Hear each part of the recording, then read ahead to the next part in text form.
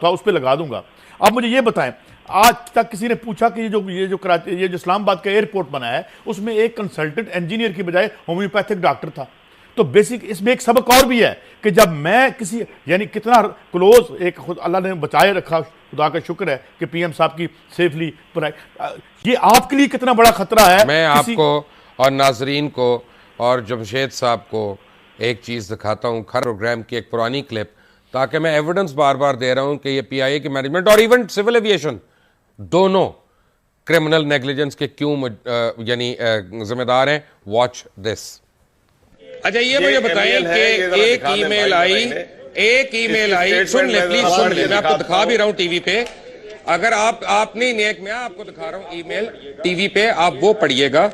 ये आई SIH रिजवी को, deputy chief engineer ESNCA, maintenance operation centre, engineering and maintenance department, Jinnah international airport Karachi में, और इसका रेफरेंस नंबर है LT-S9/12/0195। और इसमें उन्होंने लिखा है कि UTC एरोस्पेस सिस्टम की तरफ से उन्होंने लिखा है कि 20 अगस्त को हमें ब्लेड नंबर FR20061049 RT मौसूल हुआ है, और PIA की जानिब से दी गई इंफॉर्मेशन के मुताबिक ये ब्लेड एक बार दिसंबर 2011 में ओवरऑल और रिपेयर किया गया है।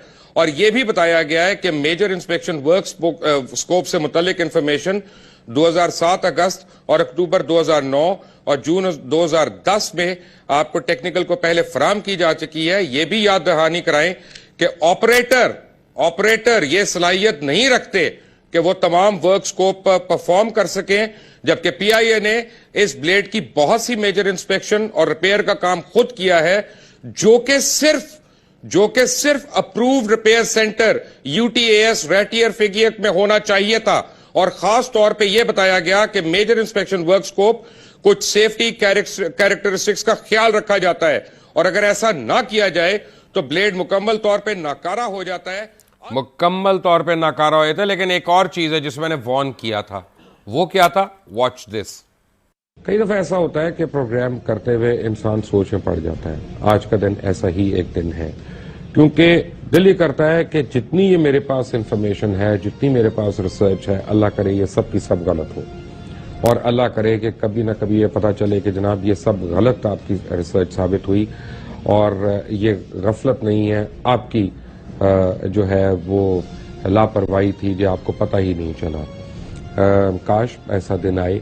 लेकिन fact of the matter is कि आज आपको मैं जो बात बताने लगा हूँ वो इंतहाई खौफनाक है और इंतहाई हौलनाक है।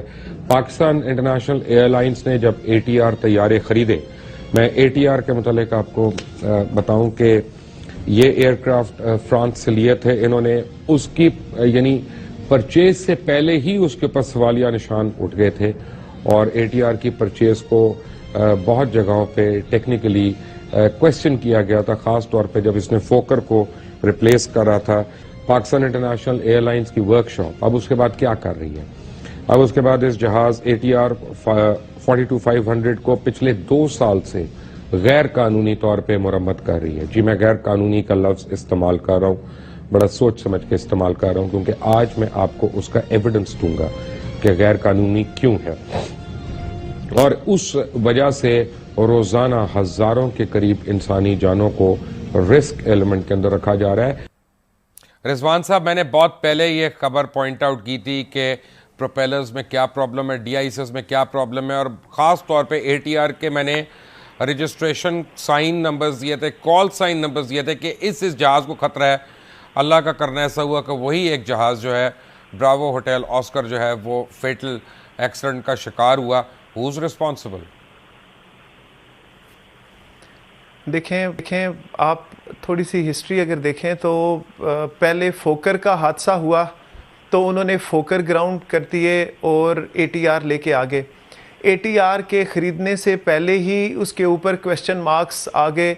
तो वो लोग जिन्होंने ATR ख़रीदने की अप्रूवल दी, इन हालात में कि जब उसके ऊपर इतने सीरियस क्वेश्चन मार्क्स थे और उनको कोई उन्होंने रिबट नहीं किया, उसका कोई भी उनके पास हल था ही नहीं, तो वो तमाम लोग जो ATR को ख़रीदने वाले हैं, ATR की ख़रीदने की अप्रूवल देने वाले हैं, वो तमाम लोग रिस्पॉन्सिबल हैं। और मौजूदा ये जो हादसा हुआ ये तो इंतहा हो गई कि आप देखें 47 जानें चली गई और अभी इसके बाद ATR ग्राउंड हो गए। अब पता नहीं कौन से अब दूसरे जहाज मजीद लेके हादसे हुए हैं, उसके लाए बाद अल्लाह ने जाएंगे, बचत जो कर कि ली है। कितनी जानें लेंगे जी, और कितनी जानें वो जहाज लेने के बाद फिर हम सोचेंगे, और कब तक ये जानें लेने का सिलसिला जो है ये PIA जो शौकत है जमशेद ये साहब, लोगों क्या ये की सही है जानें अगर मैं लेने कहूं वाली कि ये PIA लाइन बनी रहेगी? की इंजीनियरिंग डिपार्टमेंट जो है इस वक्त खस्ता हाली का शिकार है, क्योंकि जितने अच्छे इंजीनियर्स थे वो एमिरेट्स, गल्फ एयर, सऊदी या इत्तेहाद में चले गए हैं, क्योंकि उनको बेहतर तनख्वाहें मिलती हैं और हम रिटेन नहीं कर सक रहे। क्या ये